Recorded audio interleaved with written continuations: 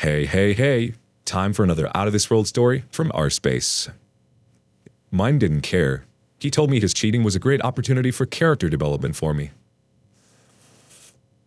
9 days after telling me, to me pressing him, that he had screwed multiple prostitutes, he approached so many girls in person in broad daylight and spoken to girls on dating apps. He, genuinely perplexed, asked me why I was so upset after laying everything on the table 9 days ago. Because, after all, it had been 9 days, right? Why can't you just get over it? The days after this, he told me that he didn't regret it, that he would do it again, but that as a silver lining, I should know there was nothing wrong with me.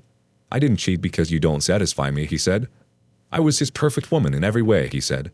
He told me not to read too much into his actions because of the aforementioned.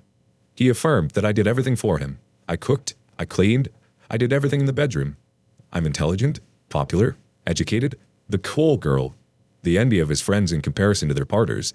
And yet, here we were. He said there was no reason for what he did. He was completely cognizant.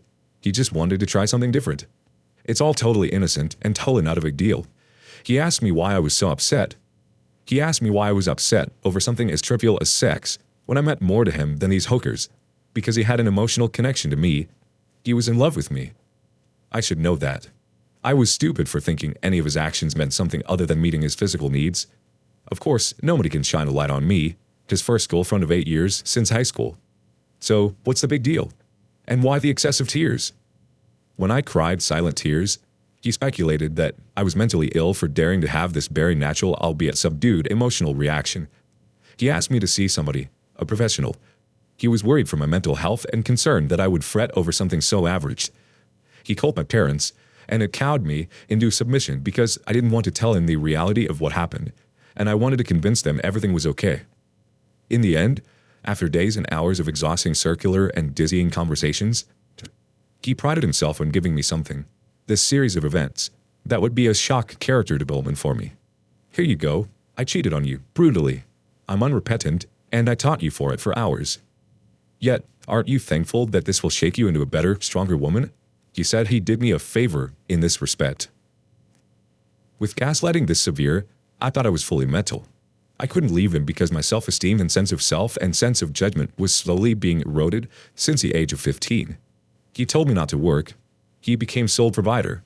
It was my house, but he said it was his house, and somehow, to verbally saying this, I was in such a disordered reality that I believed him. So I stayed. From New Year's to the beginning of February 2020, I had begun disassociating. A month passed by in a day. I would stand alone in my kitchen and retch into the sink, not knowing that my body knew he was a sickness before my mind did. One night, I had an absolute breakdown. It was disgusting, and he looked at me with such contempt as I was at his feet. He kept repeating in a husband whisper, "Get over it," over and over and over again. Even when I was screaming for him to just leave me alone, to stop saying that sentence, he asked me, "Why do 4 little words trigger you so much? Just get over it." I can't believe you're reacting like this. I went numb and fell into the dark abyss. Then, finally, he tipped my face to his, and along those same lines of his character development spiel, he said this, "Breaking you will make me stronger, my name. You'll understand one day." If you encountered one of these people, of the same nature my ex was, you already know that they are soulless beings. Some people really do lack any and all feeling, empathy. And they rely upon good-natured people like us to continue to think they have changed and to feed their narrative their narcissistic supply. There are those who care, like us, and there are those who do not, like them. Oftentimes, although we become experienced with knowing these people, oftentimes it's too difficult to discern who amongst us is like them. Take your experiences in stride, and going forward, know that anyone can be like this. At least now, we have the experience and tools to identify them before they become too enmeshed with our lives. I know that what I have endured is inhumane, and something that can only be described as psychological terrorism and bastardization, along with the horrible aftermath of being cheated on. I'm okay, but sometimes I just punish myself and wonder how such a confident and forthright woman such as myself ended up in this position. And in the end, I'm just surprised. Leaving is not as easy as many think, and we say, as soon as my significant other cheats, I'm out. Yet, when it happens, and we are faced with that very reality, it's a totally different story. Update. Firstly, it appears this wasn't obvious in my first post. But I should have made it clear that we are no longer together and that I am safe, well, and thriving despite the pandemic. We were together from when I was 15 until last year when I was 23. This is going to seem absolutely mental, but the truth is that I didn't choose to leave him. The decision was forced upon me when he was arrested and sent to prison for trying to commit an act of terrorism at the center of my city. Without giving too much detail, he tried to run people over at peak hours with his car, just for a laugh, when the streets would be full of thousands of pedestrians. He was nearly shot dead, and this ended up all over the news for days. I had absolutely no prior warning that this would happen.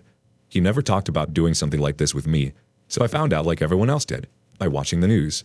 And when my phone blew up, have you ever heard those guttural wailing screams of panic coming from a mother or close relative? I had my father calling me, screaming. My mother calling me, screaming. His mother calling me, screaming. I cannot ever forget those sounds of anguish, and even though I was the person closest to him and the most directly affected by his actions, I found myself calming them and taking control of the situation. At this point, I was still heavily in the fog and trying my hardest to hold on to my abusive ex, even given the events of my last post. Again, psychological abuse and why women stay is a complicated thing. It's an incredibly surreal sensation, seeing someone you know, your partner of 8 years, on TV for such horrible reasons. And of course, because I was joined to his hip as his little pet, immediately everyone recognized him and therefore recognized my association with him.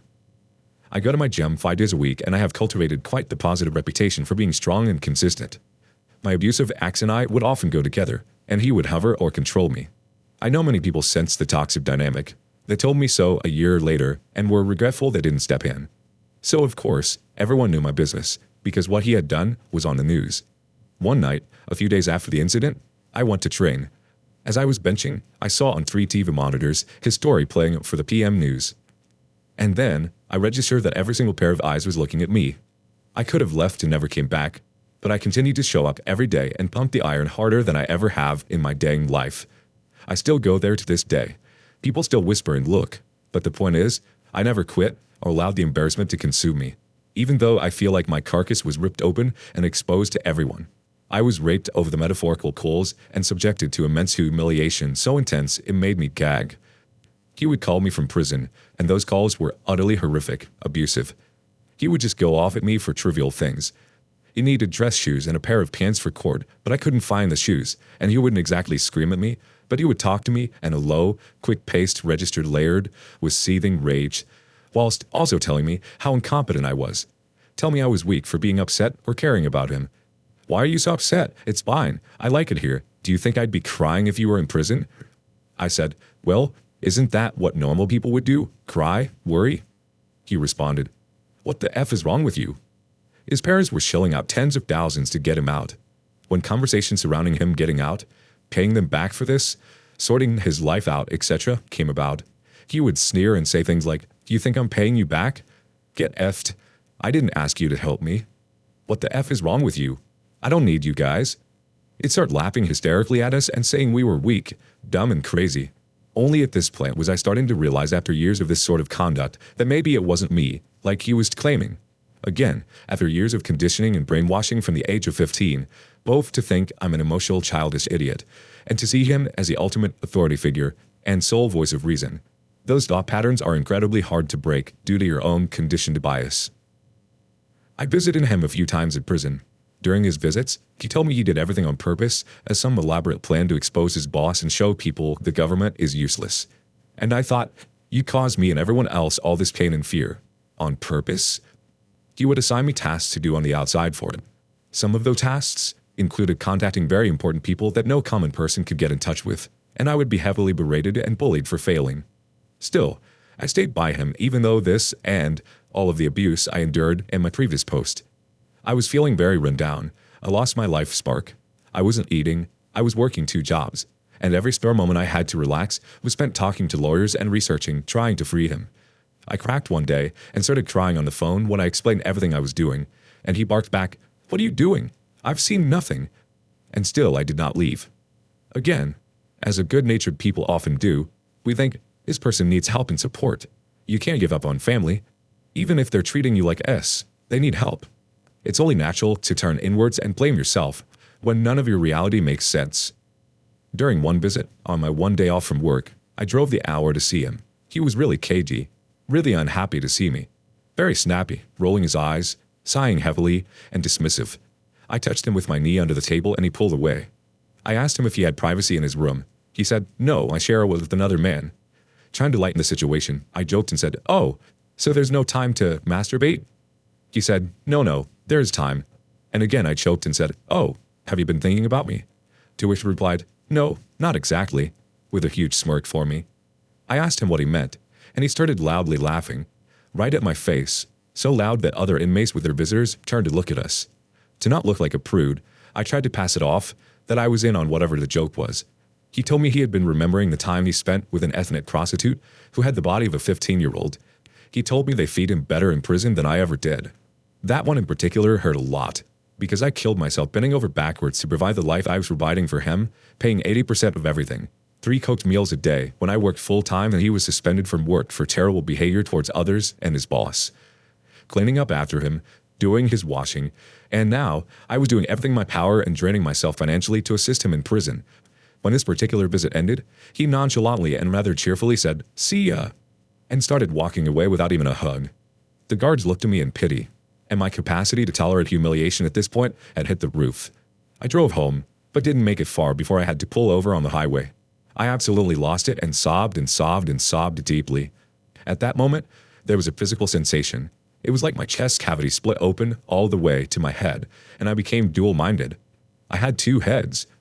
A part of me was thinking, he needs help. But the other half, for the first time ever, said, you don't actually need to put up with this.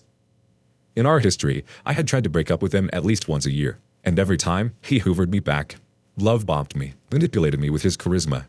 This time, though, I broke up with him for good through a phone call. "That's nice," he said. He claimed he didn't care, that it's fine. I said he wasn't hearing me. He said, "Are you doing this again, my name? I've seen this all before. Yeah, shut up. Moving on. You're not serious. Stop acting like a brat." He would redirect the conversation by saying things like, "Oh, you want to break up? That's fine. So anyway, next week is my hearing." And that was the last I spoke to him. He sent me a mountain of letters. Soon he realized I wasn't coming back. He would call and call. He expressed confusion as to why I wouldn't speak to him anymore. He reminded me that he loved me forever and treated me like a princess, and that I won't ever find someone more better suited to me than him. He had no idea why I was so angry. He attributed it to me being upset that he cheated on me. There was no accountability whatsoever. He is an expert at minimization. I forked out a lot of money to have his stuff moved out.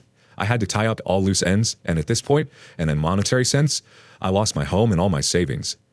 I had also lost, on a psychological level, my sense of self. My identity was tied into being his girlfriend. He made it so that my life revolved entirely around him, and I thought that's what loving girlfriends did. I also lost my confidence, my trust, my ability to make decisions and trust my judgment. It was a hard few weeks, and just when I was feeling hopeful that this too shall pass, COVID hit, and my country was locked down for nearly a year. I turned to the bottle and drank myself stupid morning till night, but only for a week. I couldn't let my feelings out of the gym anymore, and because he had isolated me for years, I had no friends and lost contact with others. I had no one but myself. But slowly, I began to feel a deep rage, and I rebelled against everything negative I'd ever thought about myself. I poured the liquor down the sink. I started doing a boot camp where I would wake up at 6 a.m. every day, cold showers, runs twice a day, backyard exercise, reading 100 pages a day, healthy eating, learning a language, just to prove to myself that I am capable of doing hard things. He never knew what I was truly capable of. The cherry on the cake is, after explaining with great difficulty what he did to me, to my parents and his parents, my mother in particular told me that he's suffering and that I need to go to him. She was opposed to me getting an intervention order and said if I do, that it will just make his situation worse. His father texted me asking if I was happy with myself, if I enjoyed my conquest of obtaining an intervention order. He told me to get over it, move on, everyone else has but you. He tried to fearmonger me into dropping the case by saying things like, "It may feel fun to play in court right now, but these things can become public, and you don't want people to see you have done this," which of course is absolutely false. And, to add further insult to the wound, when my abusive ex was released a year later, start of 2021, my mother, being the charitable human she is, offered for him to stay and live in my childhood home with her and her partner, which I could now never return to help him get back up on his feet.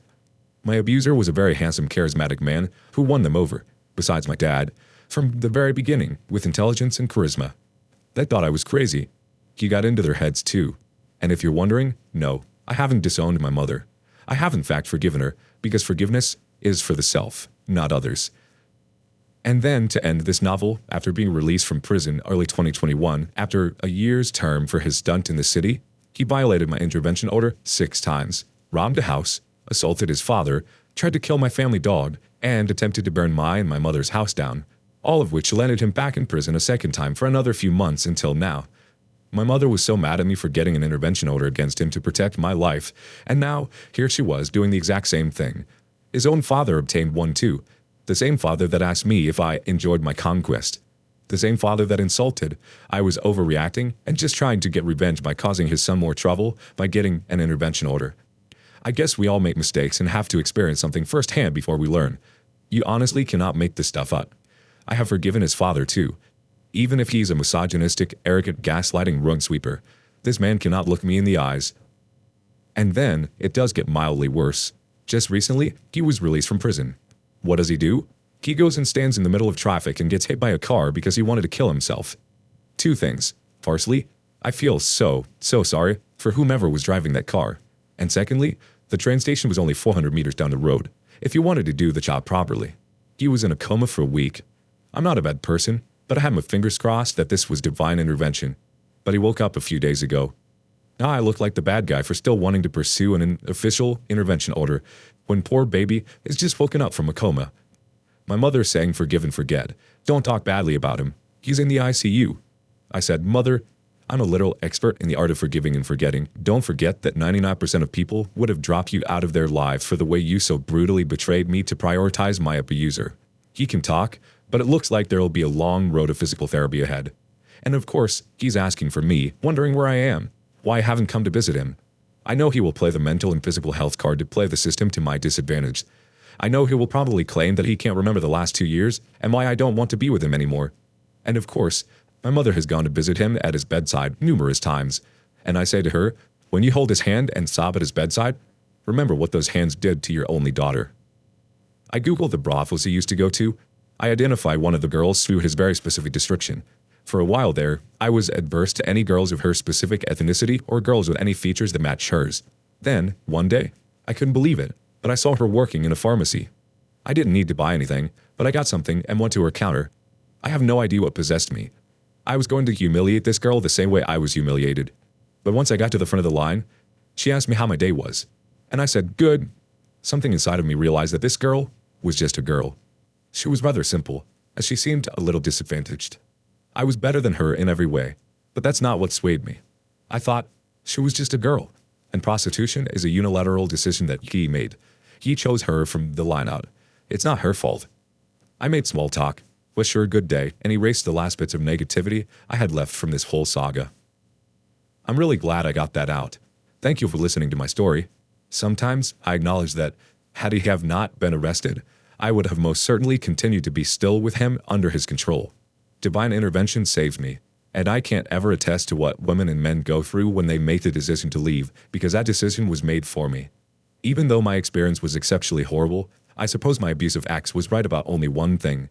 It really has been a successful exercise in character development, and through experiencing hardship, I am a much better person for it.